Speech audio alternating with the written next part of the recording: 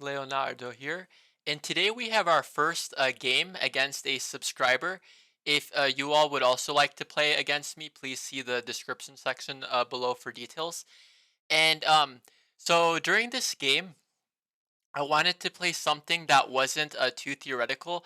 The reason being, if I play something theoretical and my opponent doesn't know the move, like he'll just like lose really quickly, and then the learning experience offered for him would be lower. So I wanted to play something a little bit different than I normally play. Like for instance, after knight f3, knight c6. Usually I play bishop c4 or maybe bishop b5 if I'm feeling a little bit different. But here I play knight c3, and Daniel Naroditsky, he plays this moves in his speed runs. And so I kind of wanted to give it a go. He plays knight f6 here.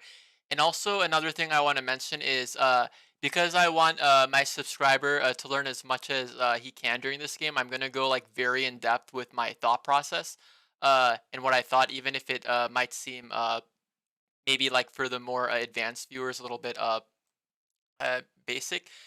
So here what does white do, right? Because they have to think of something. So here, according to theory, the two main moves are bishop b5 and d4. Also h3, Stockfish was recommending this at like 40 plus depth, which I thought was pretty funny. But we can kind of just ignore h3 as for now because it wasn't its top choice anyway for Stockfish. But the reason why I think d4 is the best move is so for white here. So if white chooses to develop this bishop, he doesn't know what's the best square for it, right? It can maybe be c4, b5. He doesn't know. So if you don't know what the best move to develop your pieces is, it's generally like a good idea to wait if you can. The reason why d4 is the best move is also because it opens this line. If I play, for instance, d3, that kind of blocks off this bishop, so you don't want to do that. And then another main reason why this move is so good is it forces black to do something, right? Like if I play like my bishop to c4 or b5, like that isn't like I guess b5 might be putting pressure on this knight and threatening to win this pawn.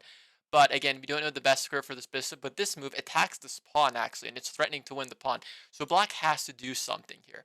And as a black player here, what do? You can play d6, but this blocks this bishop, so you don't want to play that move. And so you're basically now forced to play e takes d4. And then this move, in a sense, is like helped white a little bit in the sense like this knight is like more centralized. Um, like this is just like what I would be thinking here. And over here, and this is during Daniel's speed runs where a lot of people mess up. So here, a lot of people might play like knight takes d4 because they're like, oh, like let me just take this knight. But to take is a mistake usually in chess, and the reason why it'd be a mistake here is this move, like after this sequence of moves, this has centralized the queen, and it's brought it to a better square than it was on d1. And also now I'm one step closer to connecting my rooks. I might even castle queenside. Like, and if you let Stockfish on 14 depth, which is a very low depth, but already this is like 1.59. This is like a huge number. Um, so he actually I was expecting maybe like bishop c5, but here he played the best theoretical move, bishop b4, which for a 700 rated player I thought was like pretty good. So over here, like I was already like pretty like impressed at this point. And now this move actually puts some like difficulty in white's position. And what do I mean by that? So here I want to develop, right? Um, but I can't do it in a nice way, right? Because he's threatening bishop takes c3, and then once this knight is removed, he can take this pawn. So what I have to do is if I play bishop d3 here, a very natural move, this actually blunders the knight, and I have both won and lost games due to the like a piece blocking the queen, protection of d4, and then a free piece for black basically.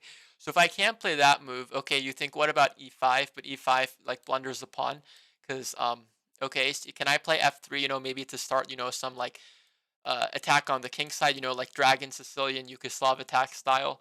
But This move is a little bit weakening because it's first of all it's not a developing move, and whenever you're not making like an actual like developing move with a piece, um, you kind of have to be uh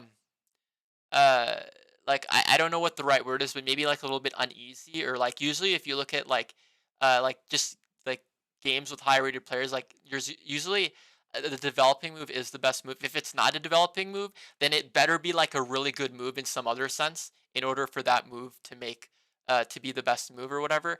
So here the best move is knight takes e6, and this is what I played. But as a white player, I don't like playing this move, and like don't misinterpret me. Like this is the best move, and I will play it again in the future if I come to this position. But the reason I don't like it is he plays b takes c6, and now if I ever want to castle queenside, he has this open file for his rook. His bishop can even maybe like come here or something. This c6 pawn, like yes, his pawns are double, but they're in no means a weakness. Why? Because he can play d5, and now he can put pressure on my center. If I ever play something like e5, this knight can either like come here, or like if he puts his rook on e8 or his queen on e7, he can do some pin stuff. So as a white player, I don't like this. Um, and actually, if you look at the computer's lines, 0.14, so 0.14 is very close to equal. And for the newer players out here, an engine analysis of basically below 0.3 is like an engine matches a very like easy draw between like two engines that are playing, and even like a stockfish against like the 20th best engine will probably like draw the game if the evaluation is like less than 0.3. Now this is assuming like 20 moves have already been played in the game from the start position. Stockfish can probably beat another engine, but anyway, that's like a small note. Generally usually like the tipping point is if white's advantage is like over like 1.3. If like two, human gods or human engines are able to play, usually like 1.3 and onwards is 50% of the time or more a win for the side with who has the advantage in those 1.3 plus cases. But anyway, that's a side note. So here, I thought like from the top of my head, I played queen d4. I thought bishop d3 might have like been the best move. Like just like when I was going through the game, but I didn't like this in the sense like it's equal, because after these moves, and these are all like basically theory, get something like this. And here, like if you ask me like what is white's advantage here, like I honestly like don't know, right? Because I mean like same material, like no really real weakness in black's pawn structure, like it just seemed equal, and I didn't want this. um so what I did is I played queen d4. The whole idea behind queen d4 is let's castle queenside. Let's make this game exciting. Let's try to put pressure on this bishop, because if he takes this knight, I've gained the bishop pair. This queen is kind of eyeing this diagonal. I can play bishop g5. Castle a little bit sooner, um, because I'm getting my queen to a good square. So that was my thinking during the game.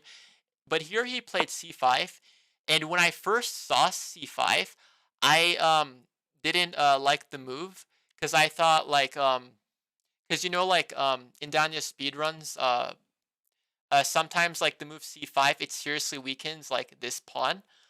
However, this situation is a bit different, because in those like Danya games, there's no like c pawn over here, so this pawn on d7 is backwards. But here, because black has this pawn over on c7, it's a bit different. And then when I thought about this move some more, I thought this was a really good move, because now my queen has to go to a worse square. All and then what I played is d3 to not block the dark squared bishop, because I was like maybe I can put this bishop here on g5 sometimes. But and aside from moving the queen here, he still maintains pressure on this diagonal. And also later, if he wants to play like c6 to get his queen here, if I castle queenside, it's a bit easier to do that versus if the pawn's on c6, he has to like place like c5 and then this. So he's already like made progress. And now I didn't realize this until like after the game. When I analyze with an engine, but here queen e5 is the best move. And with queen e5, now I did see this during the game, but I didn't play this because I thought that okay, queen trade, and I was like, okay, queens are off the board. Like, where is white's advantage here? Um, So I didn't know. So I evaluated this as close to equal, but it turns out white still has an advantage here, even with the queens off, which I think is instructive. And just to give you like a sample line, this was like one of Stockfish's recommended lines. And the reason why white still has the advantage here is so white has a slight lead in development, but also more importantly, he can gain some space like on the queen side, maybe like g4, h4, or even like f4 in some lines. So this way, because of white's queen side space and also black's pawn structure, maybe like while this isn't a true weakness, if anything, this benefits white, especially this pawn on h6. It's like a pawn island. Like the more pawn islands you have, which is like when your pawns are separated by more than like one ring. So white has like one pawn island and then two pawn islands. Black has like one, two. If you count like this whole unit as like three pawns being one, and then this pawn over here. So I thought that was a pretty um an instructive moment. But I didn't, of course, I didn't see that. So I played queen d3, and here he castled, and here I was thinking I want to castle opposite sides, but like black kind of like his king is safe. He can start his attacking my queen side. So I was already like feeling a little bit uneasy. And actually at this point, black is like ever so slightly better. So here I played bishop g5, trying to put pressure on the knight, castle, queen side. And then here my opponent played um h6, and so here I didn't while h6 is a fine move, I didn't really like it that much, and the reason being is h6 creates a hook on black's king side for white to attack, and when there's opposite side castling scenarios, um like these hooks, whether that hook be on h6 or like g6, for the the famous dragon Sicilian, like this makes it easier for white to attack the pawns. So here already I was thinking, okay, if he plays h6, I might be able to attack that later. So here I went bishop h4, right? And then you have to wonder, if you play h6 and your opponent doesn't take and they go to h4, then like why did you play h6, right? Like the only reason to maybe like justify this would be maybe to play g5, or I guess you're making like lift for your king, but um I think this is a minor thing, and this hook concept takes a little bit more precedence here. But anyway, I guess another idea to be mindful of is g5, and then you'll see this during the game. If g5, bishop g3, um, black can maybe like take this pawn or play well, with taking the pawn they can't do it now, but if you imagine like bishop takes, queen takes to avoid doubling pawns, and then the knight can go to e4, both hitting the queen and the bishop. You'll see something like that.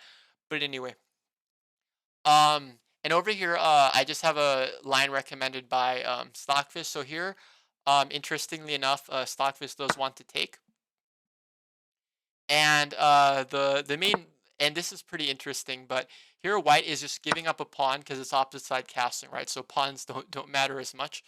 And after a move like this, white is actually like willingly like trading a queen pawn down, even though he's a pawn down.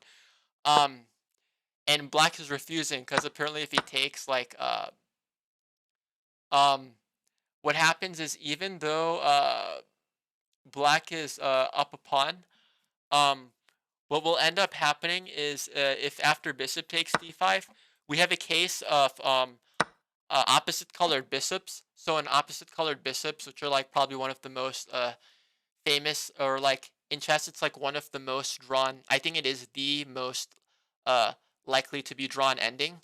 Opposite colored bishops. So that was like what Stockfish thought, but anyway, I thought that was pretty interesting. But anyway, I play bishop h4 here, and then here he plays the move c6, which I thought was fine. Getting ready to play d5, opening this queen up, like to put more pressure both on this diagonal and maybe on white's queen side, if white chooses to castle queen side, which which is what happened. So I played this, and here so there's a tactic here, and I noticed this tactic actually um after I played bishop g5, not during it. But here what black can do, black can play bishop uh, takes c3. So let me show this. So in here I don't want to take with my b pawn, right? Because this doubles my pawns, and doubling pawns I think are a little bit like overrated in like chess in terms of like how bad they are. But in this case, it would be like really bad because it's opposite side castling, right? So this really, opens up my queen side. Black can play queen a5, rook b8, and suddenly like it's just getting really bad. In this case, Stockfish doesn't like this because there's some like weird like bishop take shenanigans. Uh, but like this is kind of like the main plan that Black wants to go for. So I thought this was like really bad. So I would have to maybe like play a queen takes c3, or maybe I would have to take with the b pawn. Um, I would probably just depend like um, it would depend on like what I'm thinking at that moment during the game. But here Black has this really interesting tactic. He has knight takes c4, and the whole point is yes, White can take this, but Black is counterattacking his White king. And now, if I take this knight here, um, Black is he's won a pawn here, and this should be good for Black. Um, so this is like a common this is a common tactic you'll see like in chess, just like this knight takes e4, and even though the queen's kind of hanging, the knight can then like take on c3. Like sometimes a different variation of this tactic is there's a knight here instead of a queen. So after like and then after I don't know usually in those variations, sometimes there's a bishop here, so it's like queen takes pawn, then bishop takes the other bishop. This knight takes a knight, and then this bishop will take the queen, and then this knight here will take a queen on d1. That's like another variation of this tactic to know. So I thought that was really interesting, or like it's just something that's good to know. But here my opponent played g5, and here I didn't really like the move g5 because again, so after I move my bishop, this just makes it very easy for me to play h4 and just break down Black's like structure here. I imagine Black played this to get rid of this pin, but honestly, like this pin isn't like too bad. Like if Black plays something like rook e8 and just kind of like hangs tight and maybe like just it just prevents like e5, and then just kind of plays on the queen side more, I think Black should be fine here. But anyway, so bishop g3, and then this move. So up until this point, all the moves my opponent played were either like really good, or like close to being like the best moves, but just like slightly suboptimal. But this was like the first like big mistake that my opponent did, and you can see like the advantage for White just goes like really high. And the reason for that is it allows White to play moves he wants to play otherwise. So for instance, when my opponent played this, I thought like maybe like he wanted to come to f2 and like fork everybody, and maybe he just missed that the bishop on g3 was defending f2. Um, Maybe he wants to play something like f5, but this is like very risky opening up your king like this, especially in opposite side castling scenarios. So here I played f3. So this move, kind of opens this f2 square for the bishop. Maybe sometimes it supports this e4 square. Um, and it forces this knight to go back. And after this knight to go back, I can play this move h4, because this just opens up Black's king side completely. And like from here, like Black's life is just gonna be like it's just gonna be like miserable. So here he plays g4, and this move in a sense, it's like the mentality is good, right? Let me like try to keep the king like the king side closed. Let me do something. And here you can kind of see f3 does serve like another purpose, because here I can actually win a pawn, which is what I played, e5, and now suddenly Black can't protect this pawn. And this is something I think is good to be mindful of, but always be aware of in between moves. Like here, like if I end up taking this, like this is like this like even though this is still winning for White, um like there's a higher chance of me messing up this position as the White player. But if I play this in between move here, uh this just makes it easier to win. And so here I'm actually, instead of Black being able to go up a pawn earlier, now I'm up a pawn, and but more importantly, I have this huge attack on Black's king. So here, I think also when my opponent played h5, maybe he wanted to take this bishop because it is actually like undefended, and like in chess, like a common source of mistakes is like missing like these horizontal um like queen or rook moves type of thing, and so if I had to like guess, he probably like missed that the queen was defending the bishop here. So after queen takes g3, I just want to play, g5, bust it open. And here, I think he started to panic a little bit because d5 it does blunder a pawn due to en passant. Maybe he missed that that I could play en passant here because he is like mentally he has to like this is just hard. You have to keep it track of like what's going on here. You have to like consider bishop takes d3 at some points, maybe like rook b8, queen a5, like all these ideas you have to keep track of, and like even me myself, I sometimes like just like miss something if there's just like a lot of things going on. So here I take the pawn. He plays rook at e8, maybe stopping my bishop from coming here, maybe like threatening. I don't know, just getting the rook here. Maybe to defend, doing something. So here I play g5, trying to bust open the position. Here he plays h5, just trying to keep stuff closed. Again, like right mentality to close the center. And then I play g5 here, and I thought here the best move for black was f6. And the reason for that is it still keeps black a little bit like uh it's harder for my pieces to like reach him for like a few more moves. So this kind of in a sense like delays the inevitable, even though it allows like bishop c4. Like yes, like it is still like terrible for black, but um it's a little bit like what else can black do, um but anyway, here he plays bishop takes c3, and again we see the important idea here of in between moves. And so here it's very natural, for me to take this bishop, and if I still take it, it's still like completely winning for white. But here, what I can do is I can play this move, g takes f7, and this is an in-between move.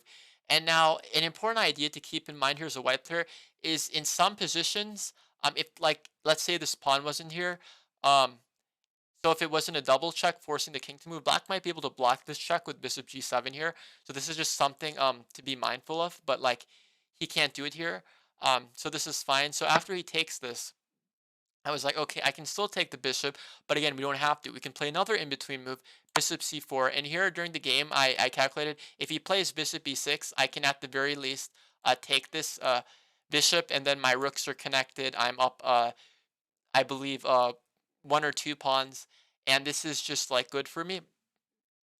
But here I assume my opponent like didn't want to trade pieces because when you're like when your opponent is out material, like in general, don't trade pieces. So he played queen f6, king f6 here, and so after this, the first thing that popped into my head is this bishop can't like return um to like f6 to block the check. And then I realized, wait, like isn't queen g5 just checkmate? And it is, and it's what I played. But even if I didn't play this and I play like rook, like either rook to maybe like f1, it's still like really bad for black. Um, so I think this checkmating sequence is pretty cool because it's like black just has like a whole minor piece more than white, and like it's just sitting there. But yeah, so I hope this game was instructive for this subscriber, and yeah, and I hope everybody enjoyed. Thank you.